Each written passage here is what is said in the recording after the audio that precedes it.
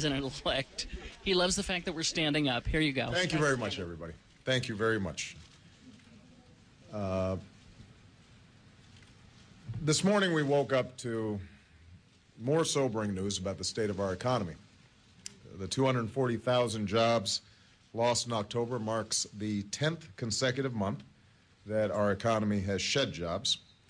In total, we've lost nearly 1.2 million jobs this year, and more than 10 million Americans are now unemployed.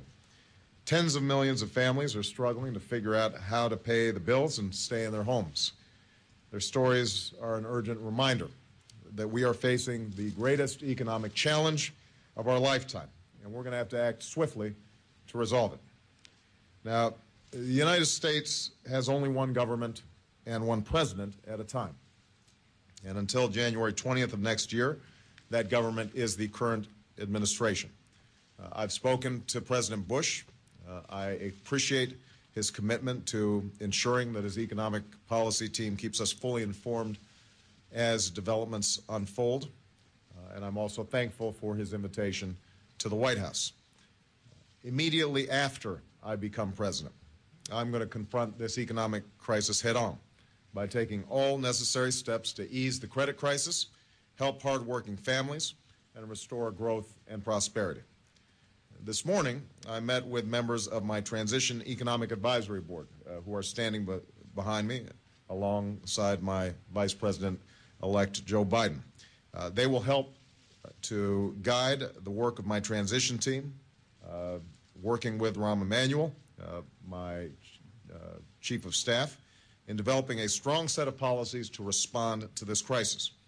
We discussed in the earlier meeting several of the most immediate challenges facing our economy and key priorities on which to focus on in the days and weeks ahead.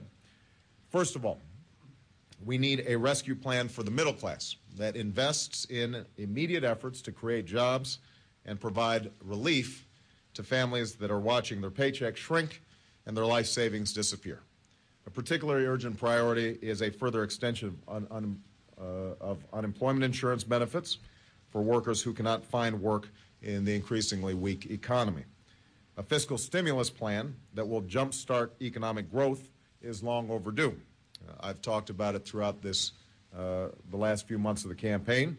We should get it done. Second, we have to address the spreading impact of the financial crisis on the other sectors of our economy. Small businesses that are struggling to meet their payrolls and finance their holiday inventories, and state and municipal governments facing devastating budget cuts and tax increases. We must also remember that the financial crisis is increasingly global and requires a global response.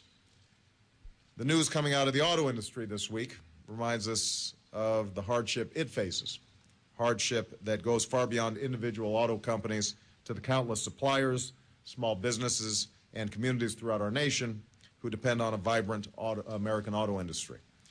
The auto industry is the backbone of American manufacturing and a critical part of our attempt to reduce our dependence on foreign oil.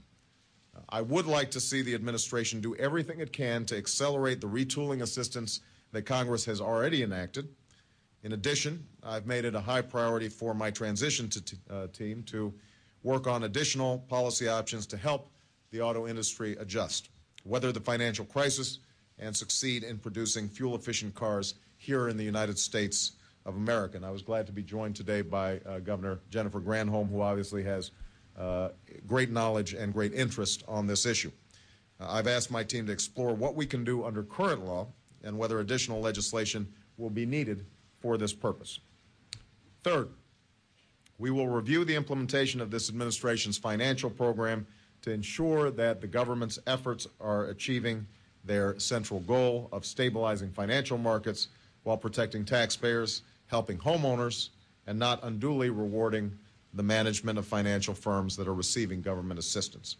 It is absolutely critical that the Treasury work closely with the FDIC, HUD, and other government agencies to use the substantial authority that they already have to help families avoid foreclosure and stay in their homes.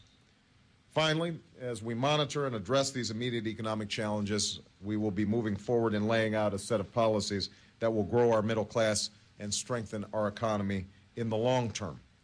We cannot afford to wait on moving forward on the key priorities that I identified during the campaign, including clean energy, health care, education, and tax relief for middle-class families. My transition team will be working on each of these priorities in the weeks ahead, and I intend to reconvene this advisory board to discuss the best ideas for responding to these immediate problems. Let me close by saying this. I do not underestimate the enormity of the task that lies ahead. We have taken some major action to date, and we will need further action during this transition and subsequent months. Some of the choices that we make are going to be difficult. And I have said before, and I will repeat again, it is not going to be quick, and it is not going to be easy for us to dig ourselves out of the hole that we are in. But America is a strong and resilient country, and I know we will succeed if we put aside partisanship and politics and work together as one nation. That's what I intend to do. With that, let me open it up for some questions, and I'm